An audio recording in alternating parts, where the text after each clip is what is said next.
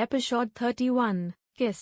आप ऐसा क्यों पूछ रहे हैं? पापा की तो किसी से कोई दुश्मनी नहीं है, दुआ ने जवाब देते हुए कहा। अच्छी बात है, शौर्य ने कहा और खाना खाने लगा। शौर्य खाते हुए सोच रहा था, आखिर वो दो लोग कौन हो सकते हैं जो दुआ के घर पर नजर रखे हुए हैं। दरअसल जब शौर्य अपने घर पर था तो उसे गार्ड का कॉल आया था, उसी गार्ड का जिसे राज ने दुआ के घर के बाहर तैनात किया था। उस गार्ड ने शौर्य को कॉल पर बताया, दो लोग बार बार दुआ के घर के बाहर इधर से उधर घूम रहे हैं और उसके घर पर नजर रखे हुए हैं। दोनों गार्डों ने दुआ के पेरेंट्स के घर से जाने वाली बात भी बता दी थी। शौर्य ने सोच लिया था, आज वो दुआ को परेशान नहीं करेगा, उसके घर नहीं जाएगा। गार्ड्स की बात सुनकर शौर्य को दुआ की सेफ्टी की चिंता होने लगी थी और वो खुद को रोक नहीं पाया दुआ के पास आने से।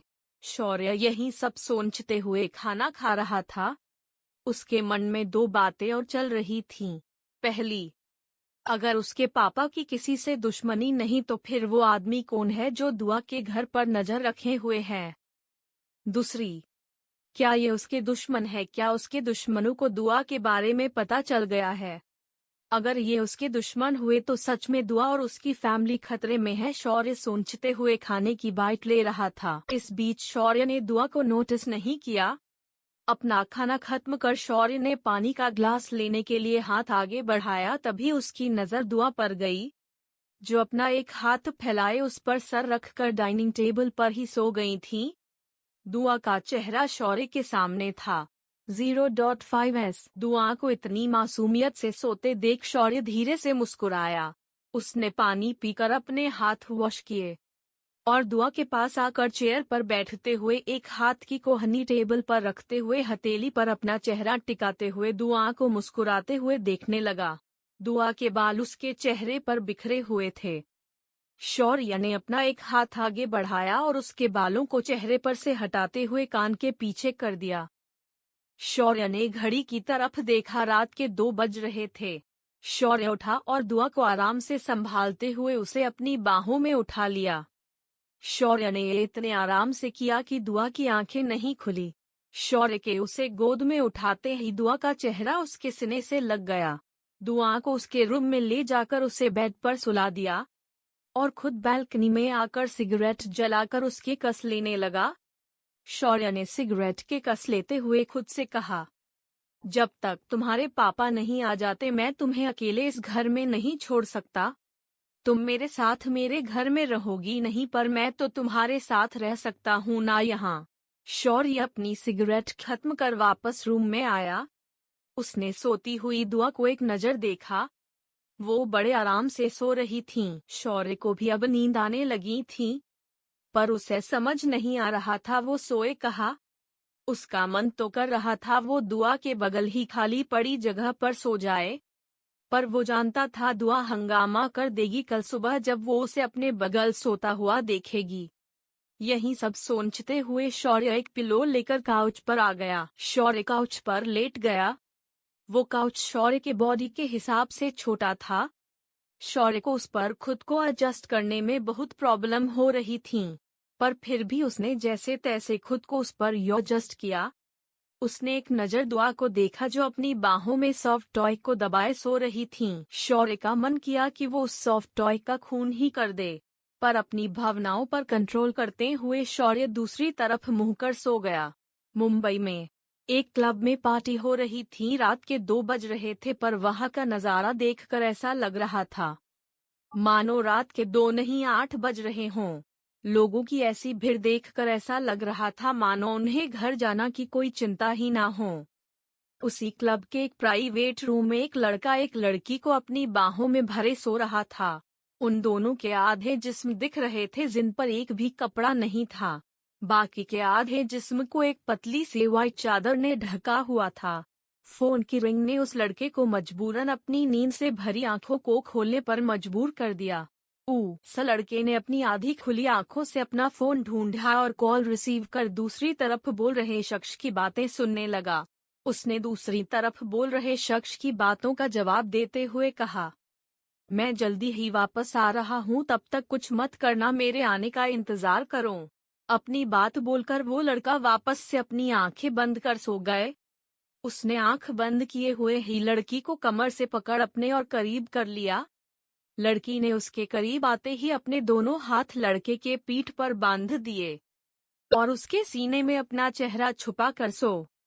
उसी क्लब के कॉर्नर में एक लड़का एक लड़की को अपनी बाहों में भरे उससे प्यार कर रहा था। उसके होठ लड़की के गालों और उसकी कॉलर बोन को चूम रहे थे, तो वहीं उस लड़के के हाथ धीरे धीरे उस लड़की की ड्रेस की जिप को खोल रहे थे। उस लड़के ने अपने हाथ को लड़की की खुली पीठ पर घुमाते हुए उसके होठों पर किस करने लगा। ये दोनों लड़के रमन सिंह रईसजादा के बेटे हैं। अथर्व सिंह रईसजादा जो अभी एक लड़की साथ रूम में था, अथर्व रमन का बड़ा बेटा है, और रक्षित जो अभी एक लड़की के साथ क्लब के कॉर्नर में लड़की के साथ रोमांस करने में बिजी था, वो रमन का आकार छोटा बेटा है, रक्षित सिंह रईसजादा। रमन हमेशा से ही यही चाहता था। अथर्व एसएसआर कॉरपोरेशन का सीईओ बने पर शौर्य के कंपनी को टेक ओवर करने से रमन के कई सारे सपने टूटकर बिखर गए। रमन के साथ अथर्व और रक्षित भी शौर्य को मारने के मौके तलाशते रहते थे। वो शौर्य को नुकसान पहुंचाने का एक मौका नहीं छोड़ते थे। 0.5s अगली सुबह दुआ जो अलार्म सुनकर भी नहीं उठती थीं और वापस से अलार्म बंद करके सो जाती थीं, आज अलार्म बजने से पहले ही जाग गई थी। उसे याद था उसकी अम्मी घर पर नहीं है और उसे सारे काम खुद ही करने हैं। दुआ उठकर बैठ गई और अपनी बाहें फैलाते हुए अंगड़ाई लेने लगी। अंगड़ाई लेते हुए ही दुआ ने अपने आप को रूम में देखा तो उसे कल रात की बातें याद आने लगीं। हम तो नीचे थे ना, हम ऊपर कैसे आए? अभी दुआ ये सब खुद से बोल ही रही थी कि तभी उसकी नजर सामने काउच पर सो रहे शौर्य पर गई। शौर्य को देखकर दुआ के चेहरे पर गुस्सा आ गया। क्या हमें ये ऊपर लेकर आए और ये अभी तक यहाँ क्यों है, गए क्यों नहीं? बोलते हुए दुआ बेड से उठी और शौर्य के पास आकर दोनों हाथ कमर पर रखकर खड़ी हो गई। दुआ ने शौर्य को कुछ कहने के लिए मुंह खोला ही था कि तभी वो खामोश हो गई और शौर्य को देखने लगी। शौर्य के माथे पर पसीने की बूंदें थीं और साथ ही सिकन भी उसके होठ हिल रहे थे, जैसे वो कुछ बोलने की कोशिश कर रहा हो पर बोल नहीं पा रहा हो। हमें ऐसा क्यों लग रहा है कि ये कोई बुरा सपना देख रहे हैं? दुआ को शौर्य के चेहरे पर ऐसे भाव देखकर उसे कुछ समझ नहीं आया वो क्या करें। दुआ को ना जाने क्या हुआ, उसने अपने दुपट्टे का एक कोना पकड़ते हुए शौर्य के माथे पर छलक आए पसीने को साफ करने लगीं। शौर्य को जैसे ही ये महसूस हुआ कि कोई उसके पास है, उसने बंद आंखों से ही दुआ के हाथ को पकड़ उसके हाथ को अपने सीने पर रख लिया। दुआ ने शौर्य से अपना हाथ छुड़ाने की कोशिश करते हुए कहा, क्या कर रहे हैं, छोड़िए हमारा हाथ। नहीं, मुझे छोड़कर मत जाओ, शौर्य ने नींद में ही कहा। क्या ये नींद में भी हमारे बारे में ही सोचते रहते हैं? दुआ ने मन ही मन खुद से कहा। शौर्य के होठ एक बार फिर हिलने लगे और वो धीमी आवाज में कुछ कहने लगा। दुआ ने सुनने के लिए अपने कान शौर्य के होठों के पास ले गई, पर तभी उसका बैलेंस बिगड़ गया और शौर्य के होठों ने दुआ के गाल को छू लिया। दुआ के शौर्य के ऊपर गिरने से शौर्य की आंख भी खुल गई थीं। जब शौर्य ने दुआ को अपने ऊपर देखा तो मुस्कुराने लगा। दुआ उठने को हुई तो शौर्य ने अपने दोनों हाथ दुआ की कमर पर बांधते हुए कहा, अगर मुझे पता होता तुम मेरे नींद में होने का फायदा उठाओगी तो मैं यहाँ कभी नहीं सोता। शौर्य की बातें सुनकर दुआ ने अपनी आंखों को बड़ा करते हुए कहा, क्या कहा आपने? आप हमारे बारे में ऐसा सोच भी कैसे सकते हैं? हम और आपका फायदा उठाएंगे कभी नहीं। अच्छा, तो तुम मेरे इतने करीब होकर क्या कर रही थी? वो क्या आप गए क्यों नहीं? यहाँ क्यों सो गए? नींद आ रही थी बहुत। अगर मैं ड्राइविंग करते हुए सो जाता तो एक्सीडेंट नहीं हो जाता मेरा, और तुम भी तो यहाँ सो रही थी, फिर मुझे कौन बचाने आता? हमें समझ नहीं आता आप ऐसे बहाने लाते कहाँ से है? आपको बिजनेसमैन नहीं बहानेबाज होना चाहिए था। अब छोड़िए हमें, दुआ ने खुद को शौर्य से छुड़ाते हुए कहा। नहीं, तुम खुद मेरे करीब आई हो तो अब मैं नहीं, अब आगे कुछ मत कहन, दुआ ने शौर्य को बीच में रोकते हुए गुस्से से कहा। ठीक है कहूँगा नहीं पर कर तो सकता हूँ ना। शौर्य की बात सुनकर दुआ ने मन ही मन खुद से कहा, या खुदा किस गलती की सजा दे रहे हैं आप हमें? क्यों भेजा है इन्हें हमारी जिंदगी में आपने? दुआ मन ही मन खुदा से लड़ रही थी। दुआ के चेहरे पर परेशानी देखकर शौर्य ने उसे छोड़ दिया। दुआ जल्दी से उठकर जाने लगी तो शौर्य ने उसके दुपट्टे के एक सिरे को पकड़ लिया। तनाव होते ही दुआ रुक गई। शौर्य ने उसके दुपट्टे को खींचा तो दुआ उसके गोद में आ गिरी। ओ तुम तो फिर से मेरे करीब आ गई। शौर्य ने होठों पर डेविल स्माइल लिए हुए कहा। शौर्य की बातें सुनकर दुआ ने रूडली कहा, काश हमें एक खून माफ होता तो हम आपका अपने हाथों से कत्ल कर देते। दुआ की बात पर शौर्य ने अपनी गर्म सांसें दुआ के कान पर छोड़ते हुए कहा, तुम्हें रोका किसने है? मार दो मुझे तुम्हारे हाथों से, एक बार नहीं 100 बार मरने के लिए तैयार हूँ मैं। दुआ ने फ्रस्ट्रेशन में अपनी आंखें बंद कर लीं। शौर्य ने दुआ को अपनी बाहों में पकड़ा हुआ था। उसने धीरे से दुआ के कान पर किस किया और उसे छोड़ दिया। शौर्य की पकड़ से आजाद होते ही दुआ शौर्य की तरफ बिना देखे रूम से निकलकर नीचे आ गईं। एपिसोड 32। शौर्य टीजेस दुआ। मिरर के सामने खड़ी सुनैना रेडी हो रही थीं। उसे इतना सज धज के रेडी होते देखकर राधिका ने कहा, अरे इतना क्यों तैयार हो रही है? तुझे ऑफिस जाना है, पार्टी में नहीं। आंटी मैं ऑफिस शौर्य के लिए जा रही हूँ, ना कि काम करने। हाँ जानती हूँ, पर शौर्य को वो लड़कियाँ नहीं पसंद जो ज्यादा ही सज धज के रहती है। आप ये क्यों नहीं कहती? शौर्य को लड़कियाँ ही पसंद नहीं हैं। अब जाइए और मुझे तैयार होने दे। दुआ ने आरव के लिए ने ब्रेकफास्ट बना दिया था। आरव के स्कूल जाने के बाद दुआ भी रेडी होकर ऑफिस के लिए निकल गई। 2 दिन से दुआ से बात ना हो पाने की वजह से ईशा, मोहित, ऋषि और आयशा चारों ग्राउंड फ्लोर के एंट्रेंस पर ही दुआ का वेट कर रहे थे। दुआ के एंटर होते ही चारों उसे घेर कर खड़े हो गए। खुद को चारों को ऐसा घेरता देखकर दुआ ने सवालिया नजरों से चारों को देखा और भौहें उचकाकर सवाल किया, ऐसा क्या देख रहे हो? पहली बार देखा है क्या? दुआ की सवालिया नजरों पर चारों ने अपने हाथ को बांध लिया। क्या हुआ? कुछ बोलोगे भी? तुम सब हमें ऐसे क्यों देख रहे हो? दुआ ने पूछा। पहले बता, 2 दिन से कहाँ गायब है तू? हमारे कॉल और मैसेज का भी रेस्पॉन्ड नहीं कर रही। ईशा ने घूरते हुए कहा।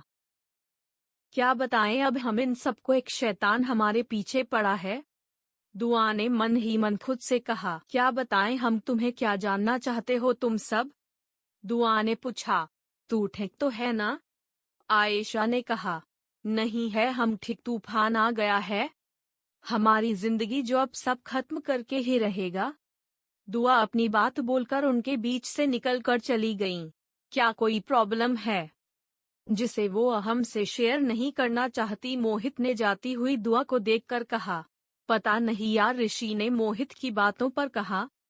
दुआ गुस्से में लिफ्ट में आई और टॉप फ्लोर का बटन प्रेस कर दिया। लिफ्ट जैसे ही बंद होने वाली थी तभी एक लड़की ने हाथ बढ़ाकर अपना पर्स आगे कर दिया, जिससे लिफ्ट वहीं रुक गई। लिफ्ट के रुकते ही वो लड़की अंदर आई। दुआ ने उस लड़की को नीचे से ऊपर तक देखा। पर्पल कॉलर के 1 पीस ऑफ शोल्डर ड्रेस में वो लड़की बहुत एलिगेंट लग रही थी। उसने अपने बालों को कर्ल किया हुआ था, चेहरे पर मेकअप और होठों पर बेबी पिंक कॉलर की लिपस्टिक। हाई हिल्स में वो बिल्कुल एक मॉडल जैसे लग रही थी। ये लड़की सुनैना ही थी। सैम उसे पूरा ऑब्जर्व करके दुआ ने मन ही मन खुद से कहा, सब कुछ तो दिख रहा है, छुपाने के लिए बचा ही क्या है। तो वहीं सैम ने दुआ को ऐसे देखा जैसे वो उसकी असिस्टेंट हो। लिफ्ट टॉप फ्लोर पर ओपन हुई। दोनों लिफ्ट से एक साथ बाहर आई। दुआ को अपने कैबिन में जाते देखकर सैम ने कहा, तुम इसी फ्लोर पर काम करती हो? दुआ ने हाँ कहा और अपने कैबिन में चली गई। सैम उससे कुछ और भी पूछना चाहती थी, पर उसके कुछ और पूछने से पहले ही दुआ चली गई। अपने कैबिन में आकर दुआ चेयर पर ऐसे बैठी मानो उसका बीपी लो हो गया हो। उसके आंखों के सामने अभी भी सुबह वाले मोमेंट चल रहे थे। उसे अपने कान पर अभी भी शौर्य की गर्म सांसें और उसके होठों की छुअन फील हो रही थीं। दुआ ने अपने उस कान पर हाथ रखते हुए आंखें भींचते हुए कहा, दुआ ये क्या सोच रही हो तुम? भूल जाओ ये सब। उन्हें क्या लगता है ये सब करके वो हमें खुद से प्यार करने पर मजबूर कर देंगे? नहीं, हमें उनसे कभी मोहब्बत नहीं हो सकती। बोलते हुए दुआ ने पानी का ग्लास उठाया और पानी पीने लगी। हमें उनकी शक्ल नहीं देखनी पर हमें उनके कैबिन में तो जाना ही होगा। बोलते हुए दुआ उठी और बेईमान से शौर्य के कैबिन की तरफ बढ़ गई। दुआ ने कैबिन का डोर बिना नॉक किए ही ओपन किया। जैसे ही दुआ अंदर गई वो शॉक्ड हो गई। उसकी खूबसूरत कंजी आंखें शॉक्ड में और बड़ी हो गई। सैम शौर्य के गले में अपनी बाहें डाले खड़ी थीं और शौर्य के दोनों हाथ सैम की कमर पर थे। वो शौर्य के इतने करीब थीं, दोनों एक कपल लग रहे थे। डोर ओपन होने की आवाज सुनकर शौर्य ने चेहरा एक तरफ झुकाते हुए डोर के पास खड़ी दुआ को देखा, जिसके चेहरे का रंग उड़ा हुआ था। ना जाने कैसे पर दुआ के चेहरे पर गुस्से के भाव दिख रहे थे। दुआ बिना कुछ कहे डोर क्लोज करके चली गई। शौर्य ने एक झटके से सैम को खुद से दूर किया। वो सैम की तरफ बिना देखे वहां से चला गया। शौर्य ने जैसे दुआ के कैबिन का डोर ओपन कर अंदर जाना चाहा, उसे रियलाइज हुआ डोर अंदर से बंद है। दुआ open the door, I can explain you, दुआ प्लीज ओपन द डोर।